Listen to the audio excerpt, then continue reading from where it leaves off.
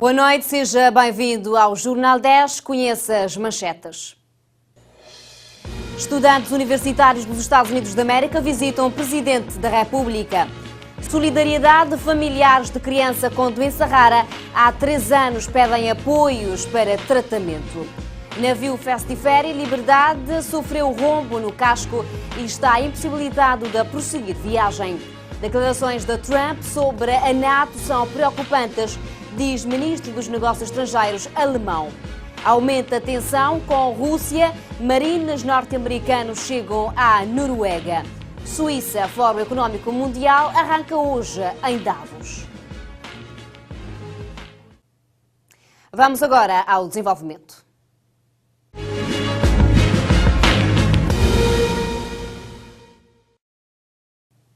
Muito boa noite, no ar a primeira edição do Jornal 10 desta semana. Seja bem-vindo. O Presidente da Assembleia Nacional de Cabo Verde, Jorge Santos, já está na Ilha de Santo Antão, onde cumprirá a partir de hoje uma visita de 3 dias para estabelecer contactos com aquela comunidade. Durante a sua estadia na Ilha das Montanhas, o Presidente do Parlamento cabo-verdiano tem na agenda encontro com os 3 autarcas locais, visitas institucionais e contatos diretos com a comunidade santantunense. Nesta terça-feira, Jorge Santos tomará parte no programa comemorativo do Dia do Município da Ribeira Grande e no dia 18, quarta-feira, visitará vários povoados da ilha e encontrar-se-á com os responsáveis locais, empresários e entidades religiosas. A Comissão de Assuntos Constitucionais, Direitos Humanos, Segurança e Reforma do Estado realizou hoje uma reunião para fins diversos. Um deles é para abordar a reapreciação da petição apresentada por cidadãos requerendo à Assembleia Nacional a atribuição do Estatuto de Combatente da Liberdade da Pátria. A Ministra da Justiça e do Trabalho esteve na reunião para votação e apreciação na especialidade da proposta de lei que estabelece as disposições penais materiais e processuais, bem como as disposições relativas à cooperação internacional em matéria penal relativamente ao domínio da cibercrime e da recolha de provas em suporte eletrónico. Em relação ao assunto, já há um consenso entre as duas bancadas, avança a Presidente da primeira Comissão Especializada, Joana Rosa. Há consenso porque o diploma foi discutido na generalidade na sessão anterior, houve consenso, há pequenas alterações introduzidas em função do debate havido na sessão anterior, de modo que trata-se de um tema de interesse à nação, aos cabo-verdianos. O cibercrime diz respeito ao mundo atual, ao mundo globalizado, portanto, ao avanço das tecnologias de informação. E hoje em dia, principalmente na nossa sociedade, temos deparado, de certa forma, com vários crimes, portanto, que não tinham sido ainda tipificados. Portanto, desde logo, está-se perante, portanto, um diploma que trata de cibercrime, portanto, que fala de pornografia infantil, que tipifica também a pornografia de vingança. A Presidente lembra ainda que hoje fala-se muito das intimidades das pessoas nas redes sociais e há aproveitamento ilícito de imagens das pessoas. Hoje fala-se muito da intimidade das pessoas, uma pessoa tem um relacionamento com outra pessoa, mas para além desse relacionamento há o aproveitamento ilícito da imagem dessa pessoa perante as redes sociais, por exemplo. E o diploma já vem, portanto, tipificar este crime, entre outros, portanto, que já tinham sido objeto de discussão na plenária. Na sociedade já se fazia sentir a falta desta lei de cibercrime, visto que Cabo Verde tem tido um grande avanço a nível tecnológico. Temos tido avanços a nível tecnológico e a sociedade também terá que se adaptar a esses avanços, com regras, portanto, no Estado de Direito há regras a serem respeitadas, todo mundo tem que respeitar regras, há regras de boa convivência, portanto, tem-se criticado muito a perda de valores na nossa sociedade, nós temos que resgatar essas perdas de valor, trazer à sociedade coisas boas, que temos que aproveitar as amizades, por exemplo, de uma forma muito bem aproveitada, não com má fé, digamos assim, de certa forma, pondo em causa a imagem, a integridade das pessoas, porque também essas pessoas têm bens, portanto, há bens jurídicos a serem preservados. O diploma sobe à plenária já na sessão de janeiro para votação final e há acordos entre as bancadas, uma vez que esse assunto é muito sensível. Diretores, gestores e coordenadores pedagógicos da delegação das escolas secundárias, primárias e pré-primárias da Praia visitaram hoje as instalações da Presidência da República. Uma visita enquadrada no âmbito das atividades da Semana da República. A visita enquadra-se no âmbito das atividades da Semana da República. Esta visita é para que os respectivos gestores, diretores e coordenadores conheçam o ambiente de trabalho do Presidente da República, adianta Adriano Moreno, delegado do Ministério da Educação. No âmbito das atividades da Semana da República, portanto, que a Delegação do Ministério da Educação na Praia quis trazer todos os diretores das escolas secundárias, os gestores e também os coordenadores do básico e do pré-escolar para que conhecessem o ambiente de trabalho do Sr. Presidente da República. Acho que gostaram muito, é um ambiente acolhedor e ajudou para percebermos como é que a Casa do Sr. Presidente da República funciona. Para além das atividades nas escolas, o delegado do Ministério da Educação disse que o Ministério quer dar a conhecer aos jovens e crianças esta data e que estes deem mais a esta ocasião. Nós quisemos, para além das atividades que se fazem nas escolas todos os anos, nós quisemos dar mais a conhecer essa semana aos nossos jovens, portanto vamos fazer várias palestras também, vamos trazer os alunos do básico e do secundário aqui e termos também algumas palestras aqui na Presidência da República, nas várias escolas secundárias, com o objetivo de dar mais ênfase a essa data que é importante para a história de Cabo Verde. Depois da visita, houve tempo para uma palestra sobre a história e cultura de Cabo Verde com o professor universitário Abel Jassi. Estudantes da Universidade da Rhode Island, uma escola pública nos Estados Unidos da América, visitaram a Presidência da República para se inteirarem do funcionamento do processo político em Cabo Verde. Esta visita acontece no âmbito dos estudos de História, Cultura e Política de Cabo Verde. Abel Jassi, professor universitário, disse que a Universidade da Rhode Island faz já 7 anos e todos os anos fazem no verão. Isso foi iniciado em verão de 2010 e todo ano estou fazendo verão. Esse ano não quis fazer de maneira diferente, não aproveito aquela folga de inverno, tanto 3 semanas que tem de férias de inverno nos Estados Unidos e não venho fazer esse programa ali na Cabo Verde. O programa é de Universidade de Rhode Island, do Estado de Rhode Island, que é uma universidade pública do Estado de Rhode Island. Esse programa, como tinha dito, já está no seu 7º ano e cada ano tem um tópico diferente. O tópico desse ano é entendimento de eleições de Cabo Verde, dado que ano passado foi ano de eleições. O objetivo é tentar entender o processo eleitoral ali na Cabo Verde nesses 3 níveis, nível legislativo, presidencial e a nível autárquico. Durante as 2 semanas que estão em Cabo Verde, visitaram apenas 2 ilhas, a de Santiago e Fogo. Não visita só Santiago, várias regiões de Santiago e Ilha do Fogo. Na Fogo, por acaso, não teve a oportunidade de visitar aqui sobre 3 concelhos, embora não só encontra com membros de 2 câmaras, nomeadamente Câmara de São Felipe e Câmara dos Mosteiros. Celina Évora, filho de pais cabo-verdianos, disse que não vieram para Cabo Verde ver praias e comer, mas sim conhecer a cultura do país e ver como funciona a política. Só tem que gente também Cabo Verde é saber amar, é saber comer, mas nós não sabemos a cultura de Cabo Verde. Só não só olha como aqui o governo trabalha, e não só olha como aqui Mar América e Cabo Verde é como a like nós sabemos ligar só para férias, é uma outra experiência que nós olha como aqui Cabo Verde se por nós ideia que não tem na liga, para não vai América, não tem China, outra gente como aqui Cabo Verde, para gente também Cabo Verde se só olha marca, coisa assim, é isso que tu sabe como aqui Cabo Verde trabalha. A comitiva é de 15 pessoas, 2 professoras e 13 estudantes, dos quais 5 são filhos de pais cabo-verdianos. O navio Festiférias sofreu hoje um acidente no porto de Val dos Cavaleiros, na Ilha do Fogo, durante o processo de atracagem, tendo ficado com um rombo no casco que o impossibilitou de fazer a ligação regular entre as ilhas da Brava, Fogo e Santiago. O delegado da Agência Marítima Portuária, Marino Rodrigues, disse à Infopress que o acidente, segundo informações do comandante do navio, ocorreu durante a manobra de atracagem no porto de Vale dos Cavaleiros devido a uma falha momentânea no comando, o que originou danos tanto no bico da proa do navio como no cais acostável. Como avaria considerável e devido ao reforço de segurança, o Liberdade, além de não ter realizado a ligação entre Fogo e Santiago, esta segunda-feira vai permanecer no porto de Vale dos Cavaleiros até a reparação provisória dos danos, que lhe dá garantias de seguir viagem com segurança para reparação na totalidade.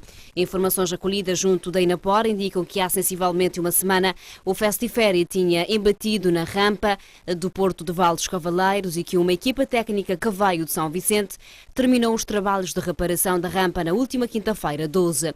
De acordo com a mesma fonte, como a equipa ainda se encontra na ilha, vai de novo efetuar os trabalhos de reparação da rampa. Jamila Rocha, mais conhecida por Daisy, tem uma doença rara que, segundo a mãe de criação, Maria Almeida, exige muito cuidado, pois Daisy nasceu com problemas nas costas que a impede de andar e, como se isso não bastasse, ela está há 3 anos com uma outra doença rara que até ainda não teve cura. Daisy é uma criança de 10 anos, residente em Calabaceira, na cidade da Praia, que passa dia após dia em casa dependendo dos outros. Uma história de vida que leva uma leitura triste de espanto. Daisy foi abandonada quando tinha apenas 3 meses de vida pela mãe biológica, que não quis saber da filha que nasceu com problemas nas costas, diagnosticado como um quisto pelos médicos. Maria Almeida foi quem teve coragem e compaixão de tomar uma criança que nem é familiar para cuidar como se fosse dela. Então, o Marco traz nesse negócio. Então, tem dificuldade com Daisy. Daisy tem problema. Então, usa rorote. Tem aquele caroço na costa, mas que ele doutora de leite ia atrás dele. Então, depois vem sair que ele usa lá. Mas outro coisa não, na polpa que dura qual. Muito antes de ser operada, começou a aparecer uma ferida profunda numa parte das nádegas, o que foi alargando cada vez mais. Daisy está há mais de 2 anos com esta ferida, para a qual ainda nem há diagnóstico, muito menos tratamento ou cura.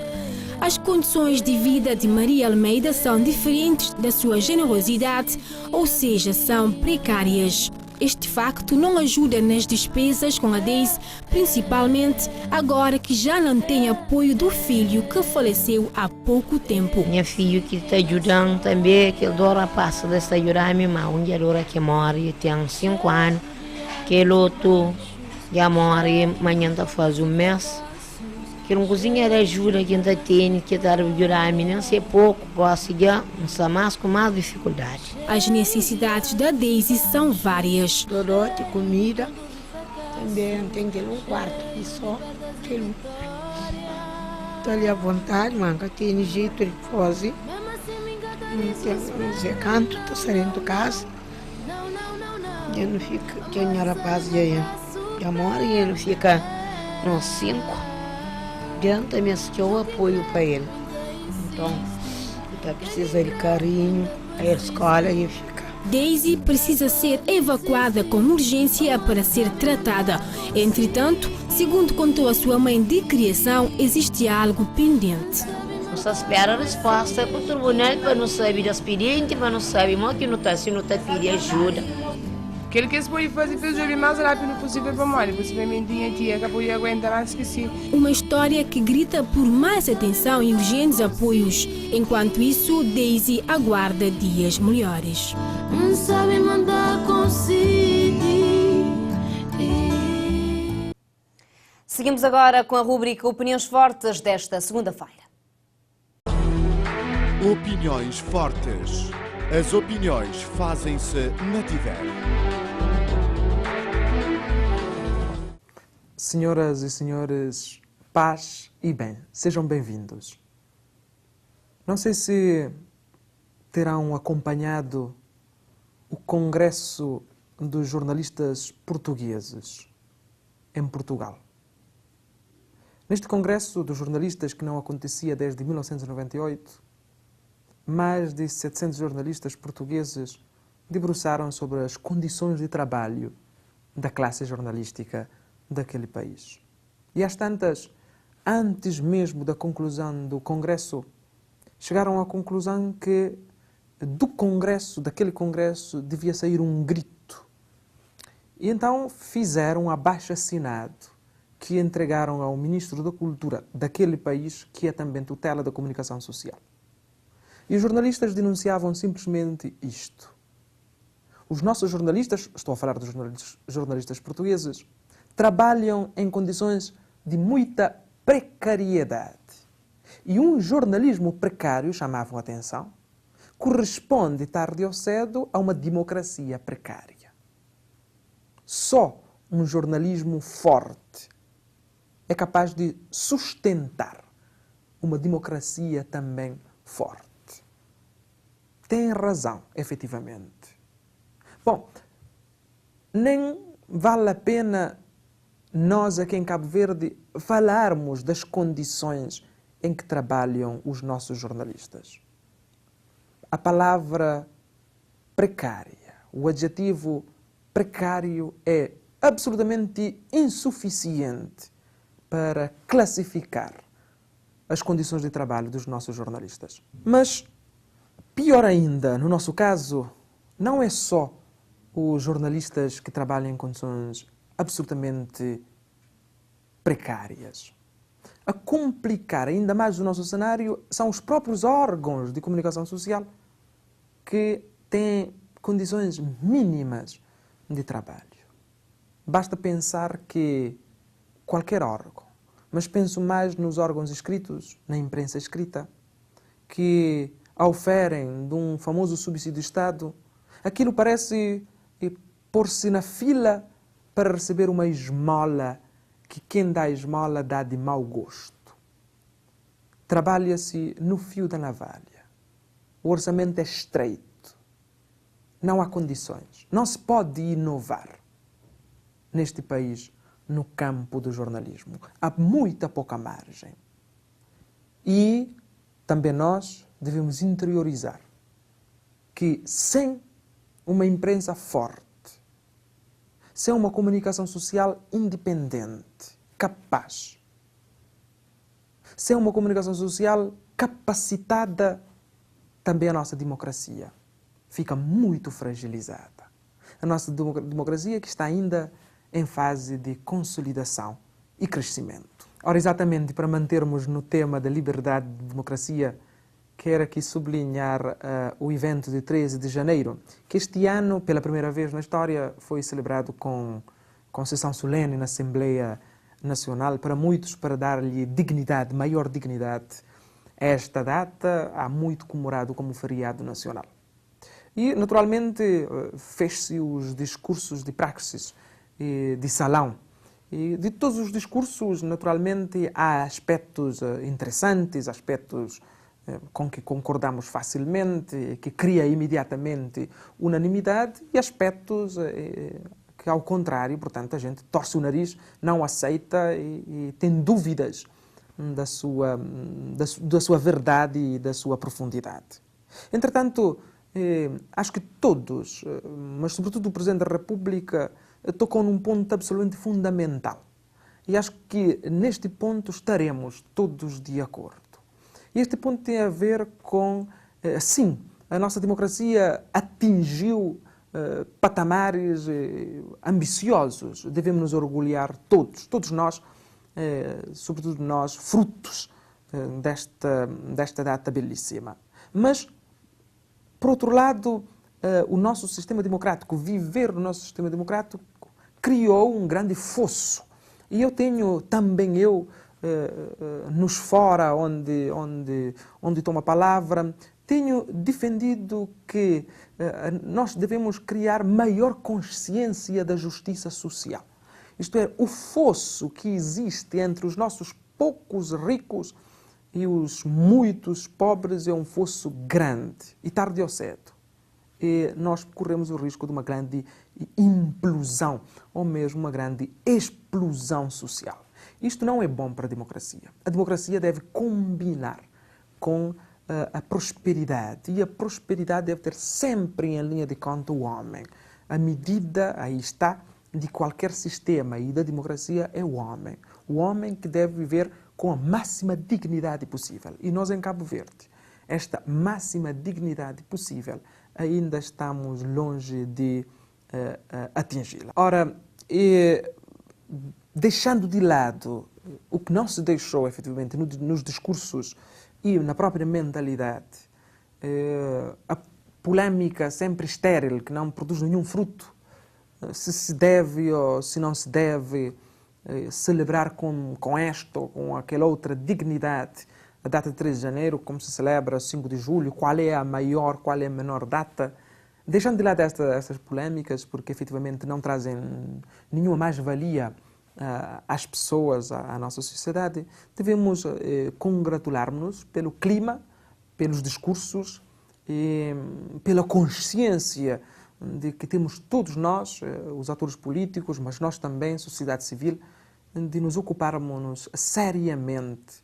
da nossa democracia para que ela seja robusta, forte e ela atinja efetivamente e afetivamente todas as camadas da nossa sociedade. Esta é uma luta permanente, porque como alguém disse no seu discurso no dia 13, citando Barack Obama, que termina o seu mandato como presidente dos Estados Unidos da América, a democracia começa a enfraquecer-se quando nós a consideramos conquistada, arrumada, feita. Não, ela é uma construção permanente e é uma construção que não admite absentismo. Todos nós temos algo a fazer, algo a dizer para que a nossa democracia cabo-verdiana se fortaleça e chegue até ao último, que não deve existir, até a todos nós, para todos nós sentirmos os efeitos de viver neste regime e não noutros possíveis regimes políticos. Por último, permitam-me, antes de concluirmos esta partilha, esta reflexão, uma menção rápida sobre o 50º aniversário das nossas Forças Armadas, que se comemorou no passado dia 15. Efetivamente, as nossas Forças Armadas, até bem pouco tempo,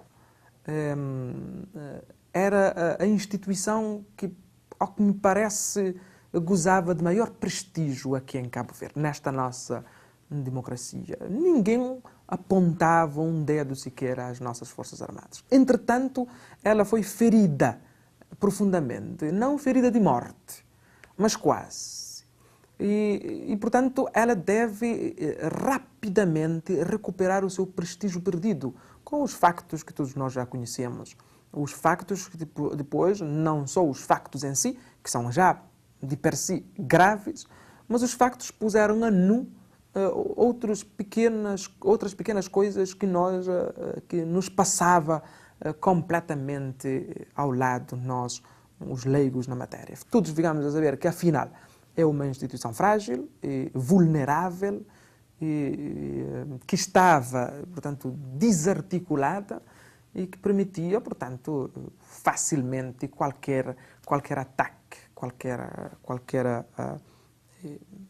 problema, facilmente. Ora, o meu desejo e a minha crença é que, com estas comemorações dos 50 anos ao serviço de Cabo Verde, um serviço louvável, seguramente, com essas comemorações, então, as nossas Forças Armadas reganhem a dignidade, portanto, o prestígio nacional e internacional, para poderem também contribuir, ora está, para que a nossa democracia se fortaleça. Também não há democracia onde as Forças Armadas, portanto, ou as ordens que a compõem, se desarticulam. Esperemos que, portanto, as nossas Forças Armadas cresçam cada vez mais e recuperem, portanto, a dignidade e, sobretudo, o prestígio de que gozavam há bem pouco tempo.